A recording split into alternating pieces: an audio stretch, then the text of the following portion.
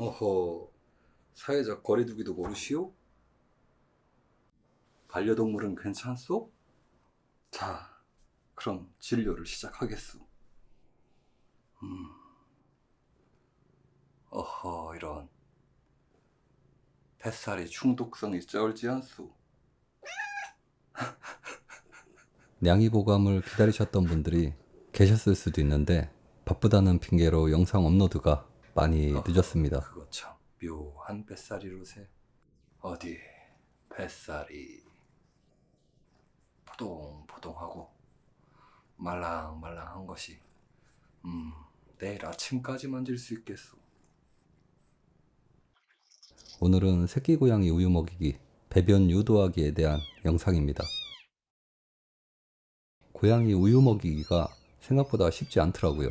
우유를 먹이려고 새끼 고양이를 집어 들었는데 고개를 이리저리 움직이면서 계속 발버둥을 치니까 젖병 조준이 안 되더라고요. 조금 세게 움켜쥐자니 너무 연약해서 어딘가 부러질 것 같고, 살짝 쥐자니 놓쳐서 다칠 것 같고, 우유를 잘 먹는가 싶다가도 금방 뱉어버리고, 젖병을 눈에다도 찌르고 코에다도 찌르고, 애들이 초보집사 만나서 정말 고생 많이 했습니다. 우유 먹이는 게 생각보다 쉽지 않아가지고 고민 하다가 예전에 찍어둔 왕탱이 엄마 영상을 보면서 나름 분석을 시작했지요. 하이 빅스비, 분석해줘. 좀 더 연구해 볼게요. 역시 배움은 끝이 없네요.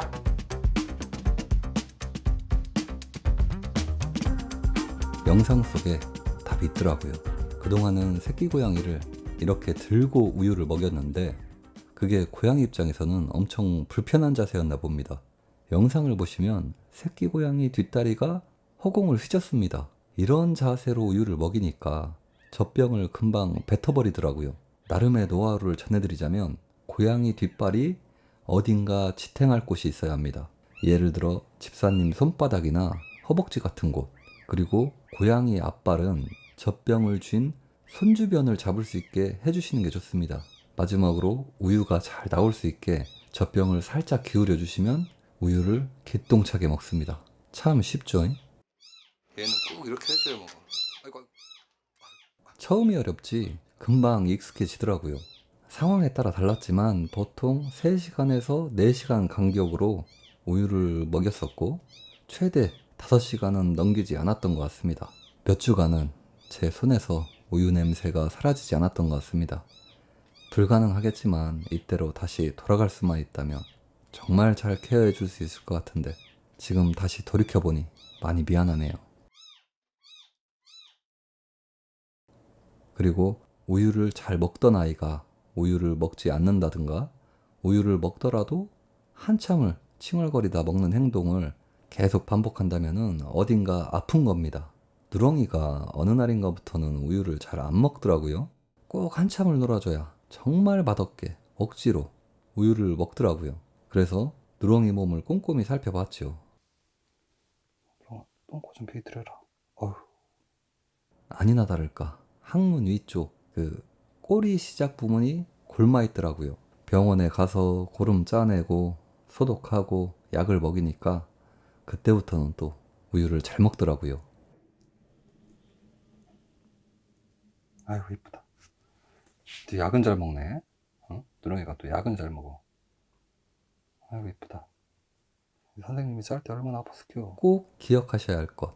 우유를 안 먹으면 어딘가 이상이 있다. 면역력이 약하기 때문에 약간의 상처에도 곪을 수가 있다고 그래요. 당연한 이야기지만 찬 우유보다는 따뜻한 우유를 잘 먹고 젖병 세척도 잘 해주셔야 합니다. 초유를 3주 이상 먹이고 분유로 넘어가니까 그때부터는 애들이 폭풍 성장을 합니다.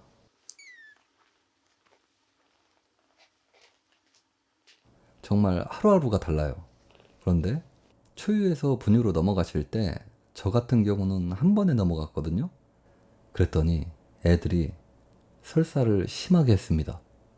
분유로 넘어가시기 전에 초유에 분유를 아주 극소량씩 넣으셔서 장이 미리 적응할 수 있게 해주시는 게 좋습니다. 이 부분은 나중에 분유에서 이유식으로 넘어갈 때도 정말 당구장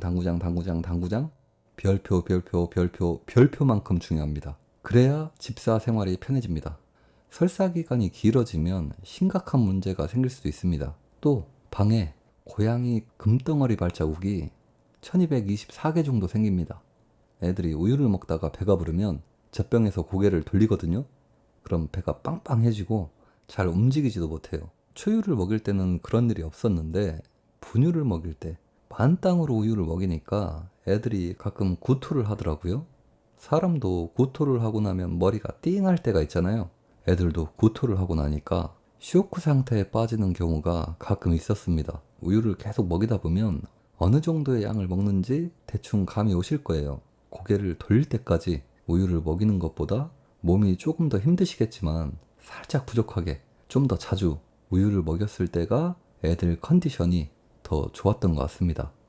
종일 밥 안 먹더니 한 번에 다 먹느라고 그냥. 누렁이는 꼭 30분씩 놀아줘야 밥을 먹습니다. 그냥은 안 먹어요. 진짜 너무 힘들다. 우유. 부끄러운 이야기지만 저는 처음에 우유만 먹이면 되는 줄 알았습니다. 그런데 댓글을 보니까 배변 유도도 해줘야 된다고 그래요. 먹었으면 나오는 것이 당연한 건데 배변 유도를 어떻게 하는지 모르니까 여기저기서 찾아봤죠. 아래쪽에 자극을 주면 된다고 해서 휴지로 문질러도 보고 두드려도 보고 비벼도 보고 했는데 소변은 잘 나와요. 그런데 금덩어리가 안 나옵니다. 이유가 뭘까? 내가 또 무엇을 잘못하고 있는 것인가? 한참을 고민하면서 애들 똥꼬만 잡았던 것 같습니다. 며칠 뒤 이유를 알게 됐는데 엄마 고양이가 죽고 그동안 애들이 먹은 게 없잖아요. 먹은 게 없으니까 나올 것도 없는데 그것도 모르고 문지르고 비비고 애꾸야 미안하다.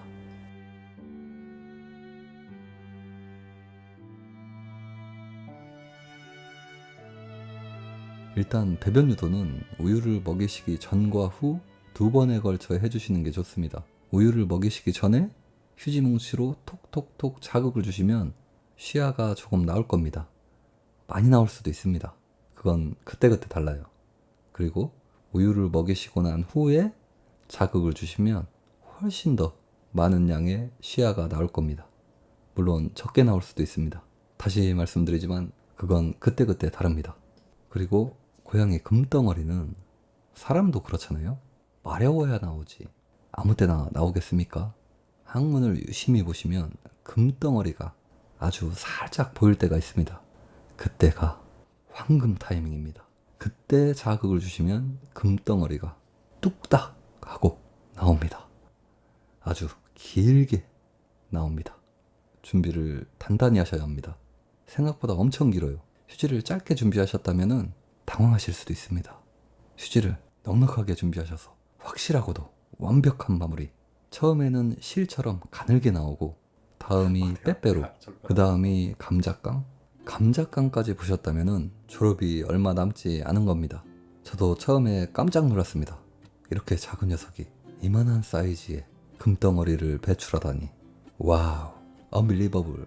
마지막으로 저는 전문가가 아닙니다. 꼭 전문가의 의견을 참고하시고 왕탱이, 애꾸, 누렁이, 깐돌이의 성장 과정을 이야기하는 양이보감이 초보 집사님들께 아주 작은 도움이 되었으면 하는 바람입니다.